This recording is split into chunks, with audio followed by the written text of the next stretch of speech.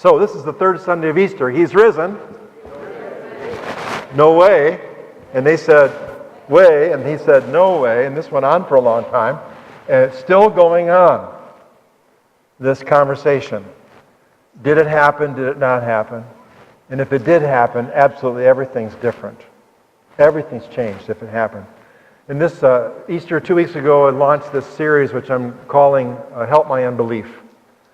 And I'm picking some of the key obstacles to faith that any survey that you find, these are kind of on the top 10 list. Last week I began with this idea of truth. 2 weeks ago, historicity of the resurrection. Last week is just the concept of truth.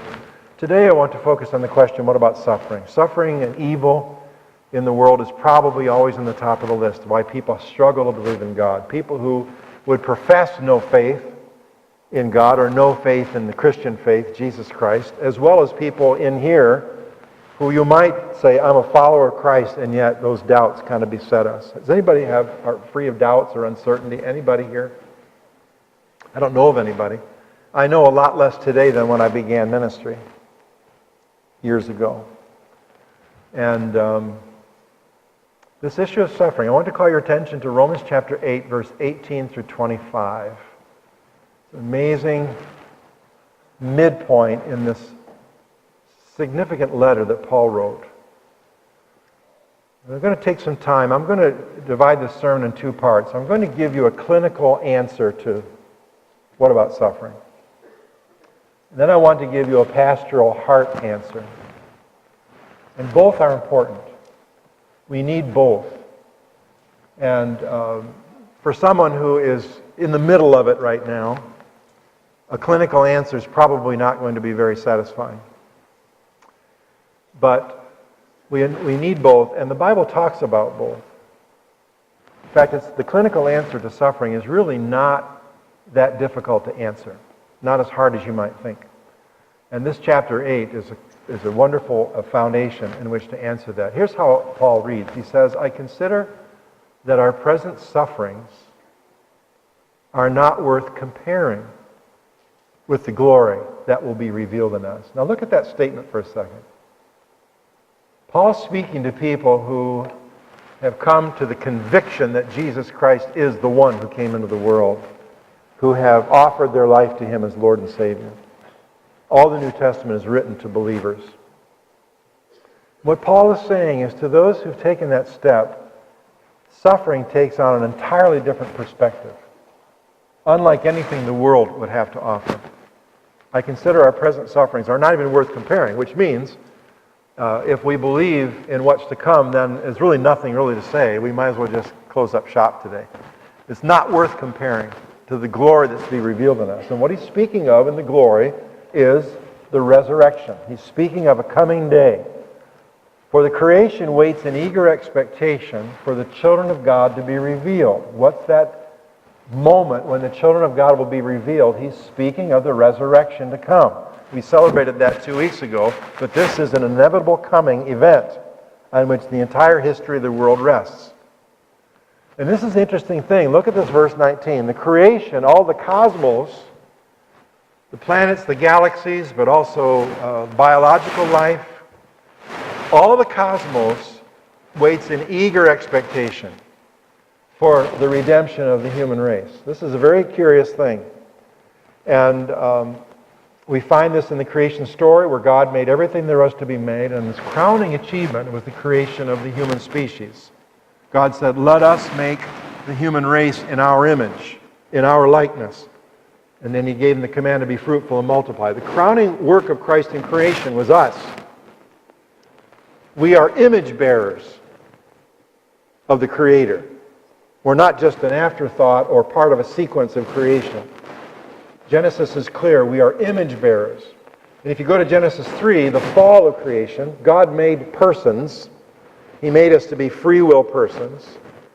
He made us in love for the capacity to love, and love by definition requires freedom. He didn't want robots. He didn't want slaves. He wanted children. And the very nature of freedom is that we have the freedom to shake our fist at God or to love Him back. And you who have children know the risk of having children. You do your best, but there's no guarantee. They'll either love you back and honor you and respect you, or they just as likely could shake their fist at you and say, forget you. So God made the human race. We're image bearers, and that requires us to be free. And the Bible story shows that Adam and Eve, the first couple, they fell to the temptation of the serpent, and the serpent said, you could be like God, knowing good and evil, and they bought it. And Genesis 3 is the rebellion of creation. And we're going to find out that the rebellion of the human race resulted in the decay and the bondage of all creation. Just as that happened downward in Genesis 3, Paul says the redemption to come, all creation is waiting for the restoration of the human race, and creation will follow in its wake. That's amazing, because we look at creation, the vastness of space, the vastness of creation, and we, like David, the psalmist, we say, "Oh Lord, who are we that you'd be mindful of us?" Well, He's more than mindful of us. All creation is waiting for the restoration and the redemption of the human race, and that is the coming of the redemption. For the creation was subject to frustration, not by its own choice, but by the will of the one who subjected it. Now, perhaps you've heard this before. Who is the one who subjected creation to frustration? Some people would think it's Satan. Surprising answer is it's not Satan, it's God. God subjected creation to frustration, to limits, to boundaries, in hope that the creation itself, all the cosmos, not just us, but all the creation itself will be liberated from its bondage to decay, to pollution, to disease, to abnormal chromosomes, to cancer, to corruption, to violence, to human trafficking, to war. It's bondage to decay and brought into the glorious freedom and the glory of what? There it is again. It's following in the wake of the redemption of the children of God. You didn't know that you were that important, did you? Paul is saying a significant thing. All the cosmos redemption is waiting for the redemption of God's children. We who put our faith in Jesus Christ, we are part of that company. Now we have evidence of this all around us. How whatever human beings touch. Am I on still? Huh? Oh, it's in my pocket. Why didn't you say so? Let's try that. Now I have to start all over. No one is saying a word. Thank you. Am I on now? Okay. I was speaking from the heart. You have no idea what I was saying now, do you? There's evidence of this frustration all around us. I mean, everything humans touch is broken, decay. But we find also evidence in Scripture. I'm going to give you three, and perhaps you've heard this before. Scene 1, Genesis 3, Adam and Eve rebel. God, then at the end of 3, we have these words where God says to himself, the man has become like one of us, knowing good and evil, being his own standard of right and wrong. He must not be allowed then to take out and reach his hand and take also from the tree of life and eat and live forever in this condition. What is this condition of living forever in rebellion and separation from God? What is it? We have a word for it. It's hell. What God is saying is we cannot let him live forever. If there's anything worse than hell, the reality of hell, it is the reality of hell which becomes normative, where there's no hope for redemption. So God banished the man and the woman from the Garden of Eden, and he set up the cherubim of a flaming sword blocking the way to the tree of life. This is the scene 1 where God puts limits on creation, driving them. And we don't see the tree of life until the book of Revelation, when God's redemption is complete and the city's gates are thrown open and the tree of life is filled with fruit bearing in all seasons, and all the nations come and feed off of the tree of life. It's an amazing picture. Scene 2, Genesis 6, where it describes the world being filled with sexual violence. Does that sound familiar? God says, my spirit will not always contend with humans forever. Their days will be 120 years. And then we have, that's the introduction to the flood story, where God destroys the world, but he saves one family, Noah found grace in the eyes of the Lord, and God starts over, resets with the family of Noah. But what you don't realize, perhaps, is that God limited the lifespan. If you read before then, lifespans were inordinately long. 500, 600, 700 years long. Methuselah, 769 years. If you do the math, he died just before the flood. He was Noah's grandfather. God set limits. And the other interesting thing is if you read the chronicles of other cultures, other languages, the Sumerian kings, it describes them living inordinately long periods of time, and then it describes a flood, and then the lifespan was shortened. So God shortened the lifespan, and that shouldn't surprise us. 700 years, that means you'll be a teenager till you're about 100.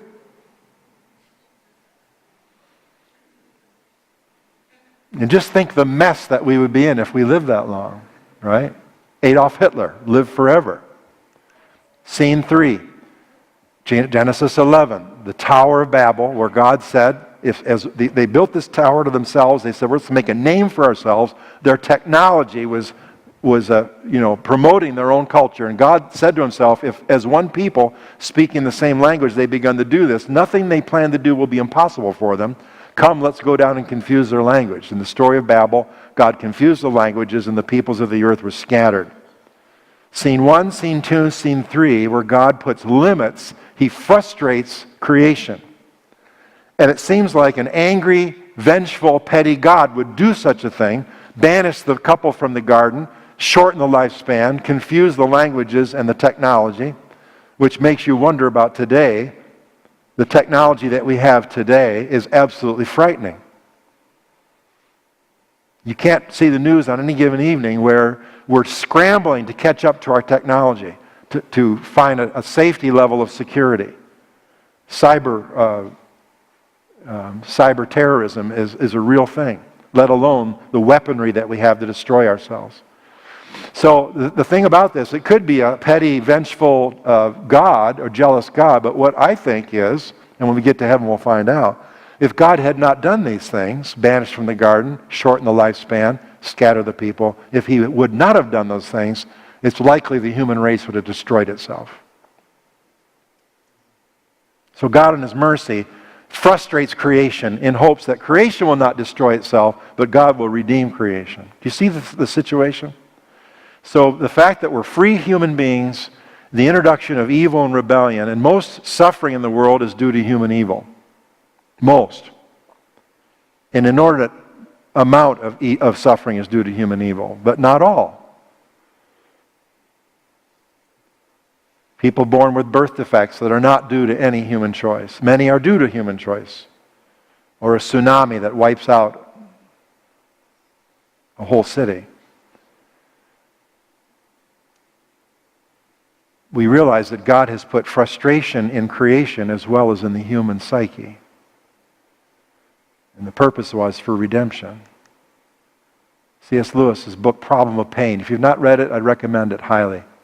He says, the moment a creature becomes aware of God and of itself as self, the terrible alternative of choosing God or self for the sender is open to it. Meaning the moment I'm aware that there's a God and the moment that I'm aware of myself, I have a choice to make. And the human race has always chosen ourselves. We're all sinners and we fall short of the glory of God. Paul goes on to say, we know the whole creation has been groaning as in the pains of childbirth right up to the present time. Not only so, but we ourselves who have the first fruits of the Spirit, we who've come to faith in Christ, we have that down payment of the Spirit. Meaning, we're experiencing a transformation of our heart, we're experiencing a transformation of our thinking, our affections. What's yet to come is a transformation of our body. We groan inwardly as we wait eagerly for our adoption as God's children. What's he talking about? What's this adoption? He gives it in the next sentence. He qualifies it. It's the redemption of our bodies. He's speaking of the resurrection. The human race is waiting for the disclosure and the revelation of God's children, fully transformed, heart, mind, and body. That's what's coming. Are you excited about that? For in this hope we were saved. But hope that is seen is no hope at all. We hope for what we already have. Who hopes for what they already have? But if we hope for what we do not yet have, we wait for it patiently. So the clinical answer to suffering is that God made us as free human beings and we chose that freedom to rebel against God, that not only affects the human psyche, the human will, but it affects all creation. But from day one, God had a redemptive plan in place. I've used this before, this illustration, but does anybody remember The Truman Show? It's a film about a boy named Truman who was born, adopted by a film producer, and unaware completely that as he was raised in this huge dome, this controlled environment, he was raised by a family, he grew up, he was married to a woman, and he didn't realize that he was the only one that was in the dark. Everybody else was an actor. And the story unfolds where Truman becomes more and more disenchanted, more and more uncomfortable with his surroundings, even though this is a perfect world. Everything's provided for him. No violence, no crime, no sickness. Everybody likes him. Everybody knows him by name. He has this kind of a fake job and wonders why his wife stops in the middle of a dinner, preparing dinner, and holds a box up and says something about the virtues of some breakfast cereal, and he's trying to figure this out, or a spotlight falls from the sky. He's starting to put two and two together. He wants to go to Fiji, and he wants to experience real love himself. There's something deep in his human psyche that longs for freedom.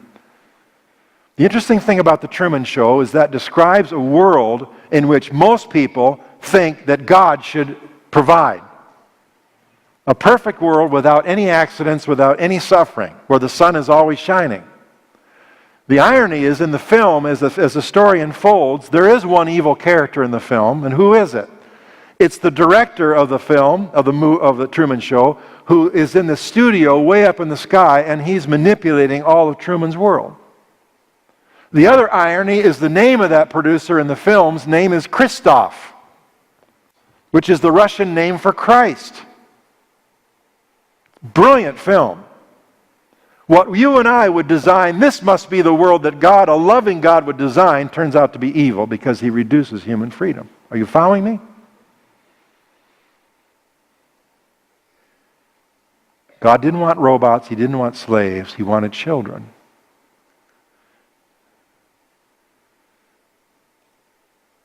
And so suffering is a part of a world that's involved freedom. And a car that has a certain speed to bring us freedom and get us where we want to go, that same speed can take a life. Right? A fire that would warm us, when you get too close to it, that same fire will burn. We live in a world of constants, and freedom in such a world that explains a lot of suffering. That's the clinical definition. Is anybody satisfied with that? Let me give you the heart definition, the heart response to suffering. In the wake of suffering, I notice four things that, and you notice this too. I see it on the news. I see it in a community like this of the church. They're almost universal in their response in the wake of suffering. Here's the one. It's interesting how we long for meaning. We long to make sense of it. There's got to be some reason for this, right? We just go there. Even though we know we can't always come up with a reason, we long for meaning. Here's the second one. We long for the good. Which means we recognize when something is evil, when something's not right. We're quick to recognize it. So our hearts are oriented to, we can spot it. Even though we might be jerks and we might be evil, we can spot goodness. And my question is, who put that there? Who put that there in our longing for meaning? Who put that there in our recognition of what is good? Mitch Albom, who's a well-known personality in Detroit, radio and journalist, a couple weeks ago just shared a very heart-rending article. I don't know if you heard the story. He runs an orphanage. He's been running it for a number of years. He got a phone call from a caregiver there saying, Mr. Albom, Chica, who's one little girl, I think she was about 4 years old, there's something wrong with her. He said, what do you mean? They said, her face is starting to droop. And they tried to get her hooked up with a neurologist in Haiti, and you know that's kind of a hit and miss. And they realized something was seriously wrong. She came to the United States, and Mitch and his wife took her into their home, thinking this is temporary. Maybe surgery, maybe recovery, then get her back to Haiti, which she loved.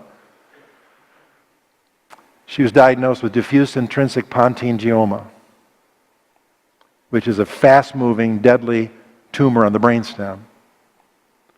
She didn't do anything to deserve that. It's very rare. They can't link it to any environmental causes. It just happens once every 1,000 kids, several thousand kids. And he described in detail how they took her in and she became their foster daughter. Her mother was dead. Her father was nowhere to be found in Haiti. And he described blow by blow her descent as she began to lose mobility and lose her ability to speak and then her ability to breathe.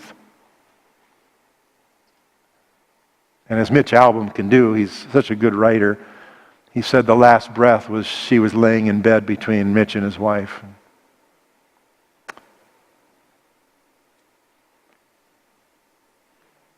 And he put that story in the Free Press, such a moving story. Why does that move us? Why does that move us? Who put that there? Who put compassion in his life that he and his wife had no children of their own, but they took this little one in. She ended up living with them for 2 or 3 years. And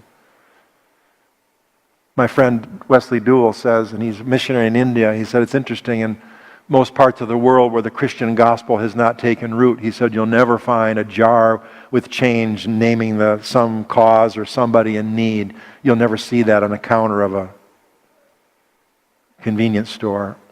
Only in places where the gospel's taken root. Who put that there? Our longing for meaning, our longing for the good. Have you heard of the plague of Cyprian, 249, 262 AD, the Roman Empire plague? I'm not sure what it was, swine flu, whatever. Took thousands of lives. At its peak, 5,000 people a day were dying in Rome. Cyprian was a bishop in Carthage. While everybody else was running for the hills, which basically spread the disease, leaving the dead just in the streets, Bishop Cyprian encouraged the church to care for the sick, give proper burial for the dead. Many Christians died as a result.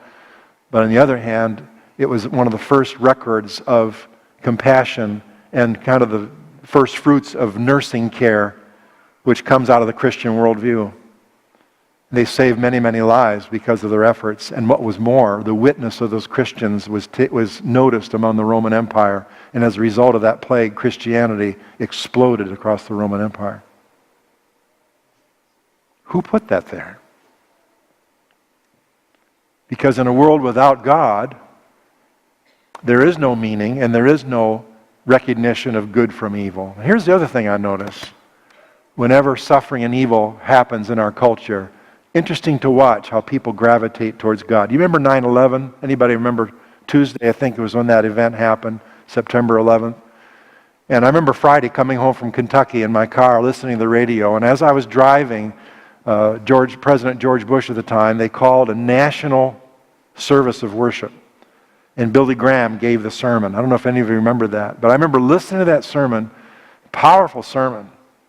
And as I was driving through every little town in Kentucky, every church was packed with people. Doors were open. It was amazing to see. I think of Parkland School in Florida just in February, a scene we've seen all too often, some senseless tragedy. And what do people do? They come together, and some have faith in Jesus, some don't know God, some have faith in God, some don't claim to be God, but there's always a prayer vigil. One person said it's interesting, prayer is not allowed in schools until there's a shooting. And I watch these crowds of people, and I think even for somebody, just lighting a candle is just their feeble attempt at reaching out to some sense of transcendence. Why do people do that? Who put that there?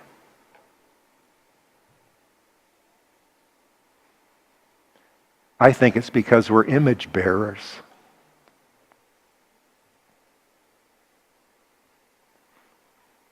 And planted deep in our psyche is a longing for meaning, a longing for resolution, and a longing for a day to come. All creation groans as in the pains of childbirth. Now, I'm a guy. I've never been in labor. I've had kidney stones, but that's probably too much information. But that's a graphic description. All creation is groaning as in the pains of childbirth. Why? Because God planted His image in our hearts.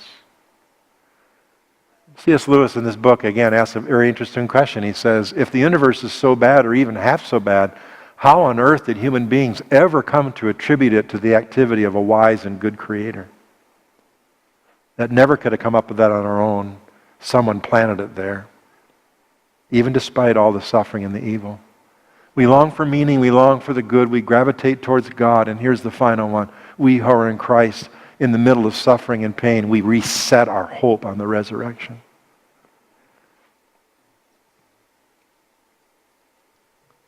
We do that far more often than once a year, as we did 2 weeks ago. I've been a pastor for many years, and I look back on my 15 years here, and I can look across this room, and I remember the stories of, we all go through it, right? We all go through the valley. We all go through tragedy and loss.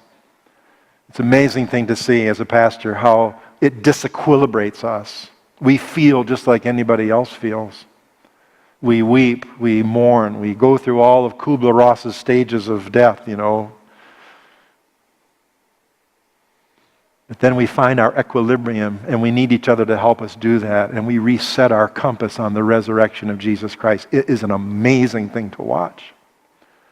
I'll never forget the day we got the news, and I didn't ask his permission, but Chad Cole, in a car with his wife who's almost ready to deliver their first child, and a random snowstorm, and stuck on the freeway, and a semi slammed into the back of their truck in a freak accident. His wife lost her life, and I remember being at the hospital with Chad and all his friends and family. Some of you were there, and the little baby Miranda was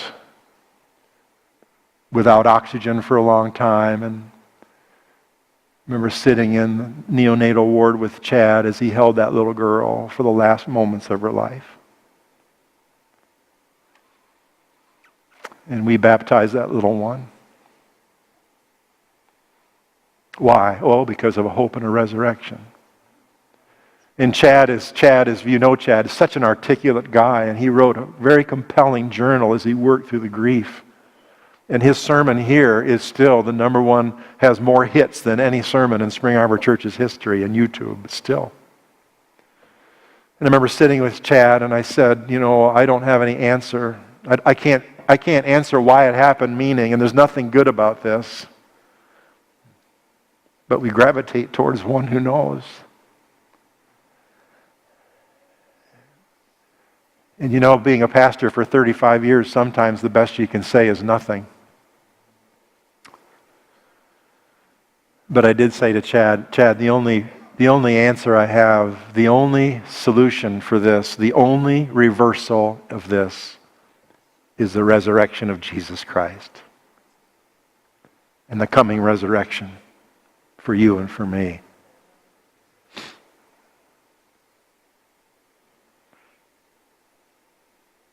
So there's a clinical answer.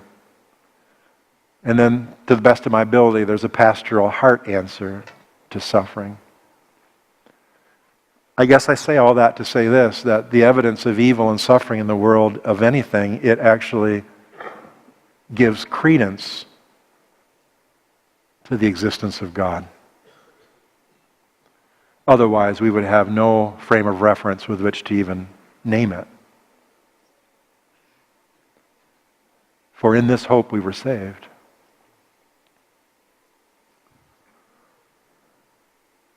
Heaven is not just a punctuation mark at the end of this real life. Heaven is the beginning of the real life, and this is just a sneak preview and a dress rehearsal for the real thing. When you come to Christ, that perspective changes, and that changes everything about our lives. So how do you and I respond to suffering? Not clinically, which we need, but pastorally to each other. Two things. Number one, place your hope on the resurrection. When you truly wait for something, nothing else will do. And to wait for the resurrection means two things. Number one, it means that we seek to live holy lives.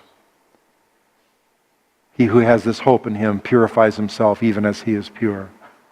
But the second thing, as a witness to a broken world, we roll up our sleeves and we take risks and we sacrifice to care for people and show compassion in order that we might show people a preview of a hope to come.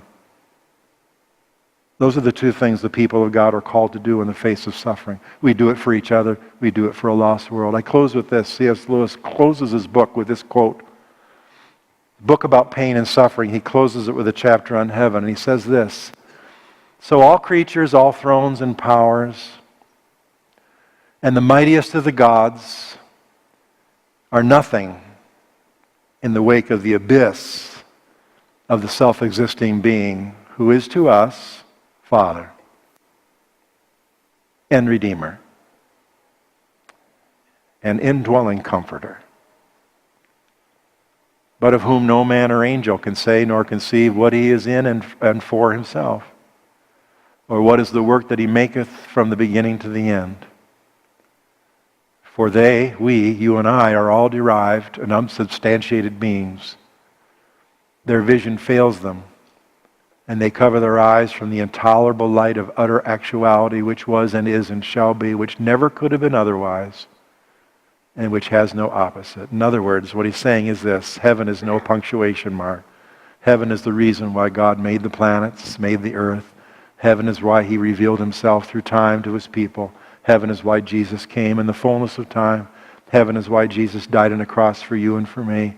Heaven is why he defeated death by rising from the dead as a preview of what's to come. Heaven is why he ascended to heaven and is there today interceding for you and for me. Heaven is why he pours out his Spirit to fit us for heaven. Heaven is why he's going to come again and redeem us by finishing the work, by giving us a new body.